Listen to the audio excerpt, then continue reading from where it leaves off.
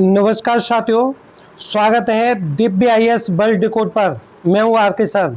साथियों, आज का विषय छात्रों के हित में है और जो कि एक समाज हित और राष्ट्रीय हित में भी है। छात्रों, जैसा कि आपको मालूम होगा कि पहले एक नीट का पेपर आउट हुआ था 2026 में।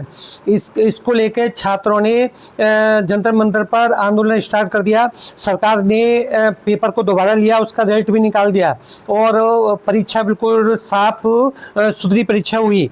इसके बाद में ये जंतर मंतर पर छात्रों का धरना लगातार जारी होता रहा, लेकिन धरना अब खत्म हो गया है। पेपर, जैसा कि मैं आपको यहाँ पर अवगत करा दूं कि ये जो पेपर लीक की जो घटनाएं हैं, ये कोई नई बात नहीं है। पहले की सरकारों के समय पर भी पेपर लीक होते रहे हैं, इसी प्रकार से आंदोलन होते रहे हैं और इससे बड़े बड़े आंदोलन हुए हैं। लेकिन पहले की संवेदनहीन सरकारों ने छात्रों के आंदोलन को कुचल दिया और छात्रों की कई छात्र उसमें घायल हुए, कुछ छात्रों की जान भी जाती रही। लेकिन पहले की सरकारों ने न तो किसी प्रकार का कानून बनाया और न किसी प्रकार की कारगर एजेंसी बनाई जो कि पेपर लीक रुकते रहे। यहाँ पर मैं ये भी स्पष्ट कर दूं कि ये पेपर लीक की समस्या केवल भारत की समस्या नहीं है, ये एक वैश्विक स्तर की समस्या है। वैश्विक स्तर पर भी पेपर लीक होते रहे हैं और यहाँ पर मैं यहाँ पर स्पष्ट इस साथ साथ मैं ये भी कर दूं कि सरकार ने तुरंत ही संवेदनशीलता दिखाते हुए, छात्रों के प्रति एम्पैथी दिखाते हुए तुरंत ही संसद में बहस की और एक बहुत ही अच्छा सार्वजनिक परीक्षा संशोधन विधेयक 2026 पारित कर दिया, जो कि छात्रों के हित में है और समाज के हित में है और राष्ट्र के हित में है। यहाँ पर स्पष्ट करना ये भी बहुत आवश्यक है, जंतर मंतर पर छात्रों का धरना था और इसमें छात्र अपनी पेपर लीक के लिए समस्याएं सरकार के सामने रख रहे थे और विपक्ष को सरकार के सामने नहीं, विपक्ष के सामने भी रख रहे थे कि वो संसद में बहस करें और सरकार और विपक्ष दोनों मिलकर इसके लिए बहुत ही अच्छा कानून बनाए। लेकिन यहाँ पर विपक्ष और राजनीतिक दल छात्रों के पक्ष में आए और वहाँ धरना स्थल पर छात्रों का समर्थन किया, लेकिन वो छात्रों के मुद्दों को तो उन्होंने गायब कर दिया। प्रत्येक राजनीतिक दल, विपक्ष के राजनीतिक दल अपनी अपनी रोटियां सेकने लगे और अपने अपने उल्लू सीधे करने लगे, अपना अपना स्वार्थ सिद्ध करने लग गए। यानी उन्होंने छात्रों के आंदोलन में उन्हें अपनी अपनी सरकार बनाने या वोट पाने का सपना नजर आने लगा। इसीलिए विपक्ष एकदम बिखर गया और छात्रों के मुद्दों से ही भटक गया। लेकिन सरकार ने संसद में बिल पेश किया और उसमें संसद में बहस हुई और आखिरकार ये बिल संसद में पारित हो गया। अब यहाँ पर मैं ये भी स्पष्ट करूं कि इस प्रकार का एक बिल 2024 में भी संसद में लाया गया था। तो सार्वजनिक परीक्षा संशोधन विधेयक 2024 सार्वजनिक परीक्षा संशोधन विधेयक 2026 में क्या अंतर है, ये यहाँ पर मैं स्पष्ट करने जाऊंगा। यहाँ पर थोड़ी सी हम विधेयक की पृष्ठभूमि में जाएं तो देखें कि आखिर ये पेपर क्यों लीक होते थे। तो नंबर एक बात तो कठोर कानून की अनुपस्थिति, यानी कठोर कानून की शून्यता के कारण यहाँ पर पेपर लीक होते रहे, क्योंकि कोई केंद्र स्तर पर कोई कठोर कानून नहीं था, कोई भी अधिनियम नहीं था और कौन सी एजेंसियाँ इसको जाँच करेंगी, किस स्तर का व्यक्ति इसको जाँच करेगा, और न कोई कठोर जेल का और जुर्माने का अधिक प्रावधान नहीं था, जो कि इस कानून में स्पष्ट कर दिया गया है। और यहाँ पर यह भी मैं बताऊं कि आजकल देखा है कि नई नई तरीके की प्रौद्योगिकियां ईजाद हो रही हैं, जैसे कि ब्लूटूथ डिवाइस, हिडन कैमरे और डार्क वेब। इसके कारण अपराधी इनका प्रयोग कर लेते हैं। तो सरकार ने को भी प्रौद्योगिकी के जरिए प्रौद्योगिकी का काट करना चाहिए, यानी उसको प्रौद्योगिकी द्वारा ये पेपर लीक रोकना चाहिए।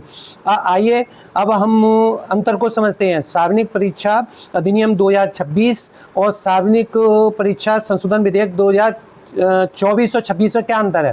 तो सबसे पहले इसमें स्पष्ट किया गया है, अगर किसी भी व्यक्ति के द्वारा पेपर लीक होता है या पेपर लीक करने में कोई अपराधी व्यक्ति पाया जाता है तो 2024 के अधिनियम में उसको 3 से 5 वर्ष की सजा थी, वो अब 5 से 10 वर्ष बढ़ा के कर दी गई है। और जुर्माना पहले 2024 वाले में 10 लाख था, 50 लाख कर दिया गया है, यानी जुर्माना 5 गुना बढ़ा दिया गया है। इसी प्रकार से अगर कोई संगठित अपराध करता है, यानी कई व्यक्ति मिलकर ग्रोह बना के अपराध करते हैं, तो पहले प्रावधान 2024 वाले अधिनियम में था 5 से 10 वर्ष, जिसको बढ़ा के 7 से 10 वर्ष कर दिया गया है और जुर्माना 10 करोड़ तक कर दिया गया है।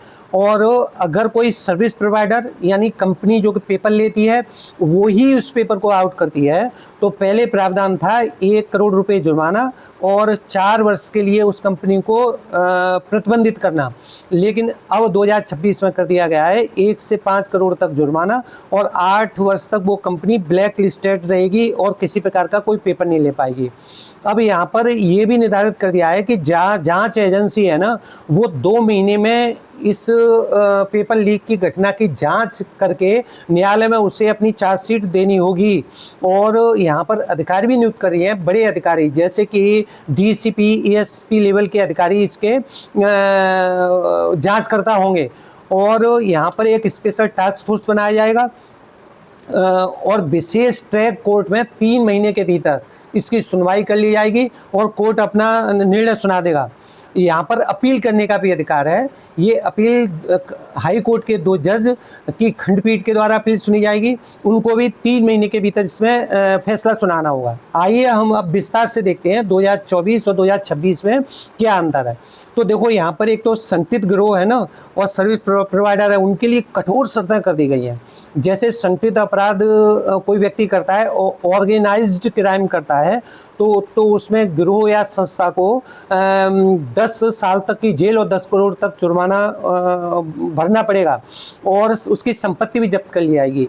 अगर कोई सर्विस प्रोवाइडर है, परीक्षा सर्विस प्रोवाइडर जो कंपनी होती है, वो कंपनी जो परीक्षा लेती है, अगर वो इस अपराध में लिप्त होती है, पेपर लीक करती है, तो उसके लिए 5 करोड़ तक जुर्माना और 8 वर्ष तक वो कंपनी ब्लैक लिस्टेड रहेगी, कोई परीक्षा नहीं ले पाएगी।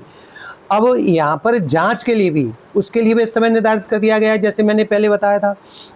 इसमें विधेयक की धारा 12A यानी 12A के तहत प्रावधान किया गया है कि 60 दिन के भीतर 2 महीने के भीतर इसकी जांच पूरी कर लेनी चाहिए और स्पेशल टास्क फोर्स गठित किया जाएगा जिसमें डीसीपी और एसीपी लेवल के अधिकारी होंगे और ये चार्जशीट तुरंत ही न्यायालय में दाखिल करनी होगी। और इसी विधेयक के 12B धारा में ये प्रावधान किया गया है कि विशेष फास्ट ट्रैक सेशन कोर्ट का गठन किया जाएगा। ये अपना निर्णय 3 महीने के भीतर सुनाएंगे, यानी डे टू डे प्रतिदिन सुनवाई इसमें होगी और तुरंत अपना डिसीजन ये कोर्ट सुनाएगी 3 महीने यानी 90 दिन के भीतर। यहाँ पर अपील करने का भी अधिकार है। अपील के लिए हाई कोर्ट के 2 जज इसकी अपील सुनेंगे, उनको भी 3 महीने के भीतर निर्णय सुनाना होगा। और इस प्रकार से ये बहुत ही कठोर प्रावधान किए गए हैं, जुर्माने कठोर हैं, जांच की समय सीमा निर्धारित कर दी गई है और फास्ट ट्रैक कोर्ट गठित करने की भी बात कर दी गई है। अब यहाँ पर ये भी मैं स्पष्ट कर दूं, क्या इसमें अभ्यर्थी भी आएंगे यानी छात्र भी इस कानून के तहत आएंगे? नहीं, छात्रों के ऊपर कोई दंडात्मक कार्रवाई नहीं होगी। इसमें तो केवल पेपर लीक माफिया, कोचिंग संचालक, भ्रष्ट अधिकारी, हैकर्स और बिचौलिए शामिल होंगे। और इसमें कौन कौन सी परीक्षाएं शामिल होंगी? तो जैसे कि यूपीएससी परीक्षा केंद्र स्तर की है, एसएससी परीक्षा राज्य स्तर की जैसे सेट, नेट, नीट और पीसीएस स्तर की परीक्षाएं इसमें शामिल होंगी। इस प्रकार से इसके अंदर परीक्षाएं आएंगी। अब यहाँ पर कुछ लोग चुनौतियों की बात करते हैं कि डिजिटल इंफ्रास्ट्रक्चर खड़ा करना पड़ेगा, फास्ट ट्रैक कोर्ट इंफ्रास्ट्रक्चर खड़ा करना पड़ेगा, प्रशासनिक जवाबदेही तय करनी पड़ेगी। लेकिन ये तो भविष्य की बातें हैं, धीरे धीरे इसमें और सुधार होते रहेंगे जैसे समस्याएं आती रहेंगी। लेकिन ये पब्लिक एग्जामिनेशन अमेंडमेंट बिल 2026 जो संसद में पारित हुआ है बहुत ही महत्वपूर्ण है और बहुत ही अच्छा बिल है और छात्रों के लिए बहुत ही हितकारी है और समाज के लिए और राष्ट्र के लिए भी हितकारी है। तो छात्रों इसी प्रकार के करंट इश्यू को जानने के लिए जुड़े रहिए दिव्य IAS वर्ल्ड डिकोड पर। नमस्कार।